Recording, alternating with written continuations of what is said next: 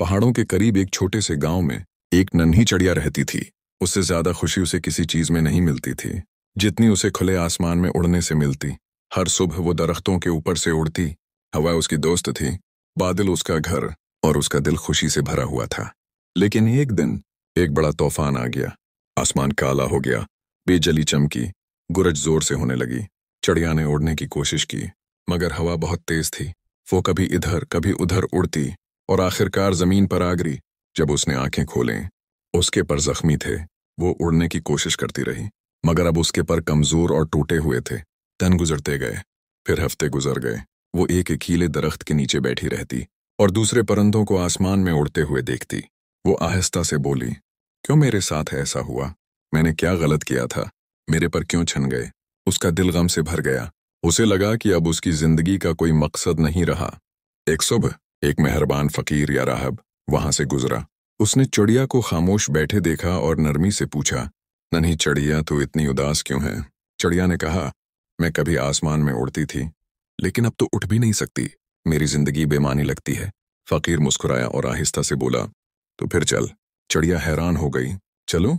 मगर मैं तो एक परिंदा हूं। परिंदे चलते नहीं, उड़ते हैं।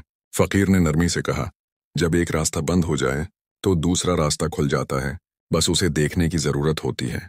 ये कहकर वो आगे बढ़ गया। चिड़िया सारा दिन उसके अल्फाज के बारे में सोचती रही।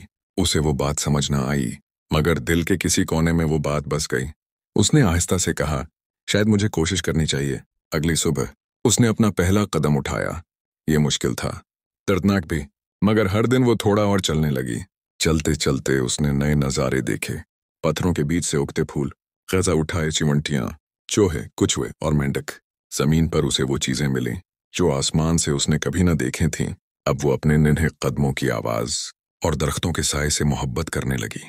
वो क्यों मैं कहना छोड़ चुकी थी। अब वो कहती थी, शुक्रिया खुदा का। हफ्तों बाद उसे अपने परों में हल्की सी गर्मी महसूस हुई। उसने आहिस्ता से अपने पर फैलाए। दर्द खत्म हो गया था। वो फिर उड़ने लगी। आसमान अब पहले से ज्यादा खूबसूरत लगा, रोशन, नरम और निया। उसने उड़ते हुए उस फकीर को देखा। वो नीचे आई, सिर झुकाकर बोली, शुक्रिया, आप ठीक कहते थे, आसमान अब मुख्तलिफ लगता है।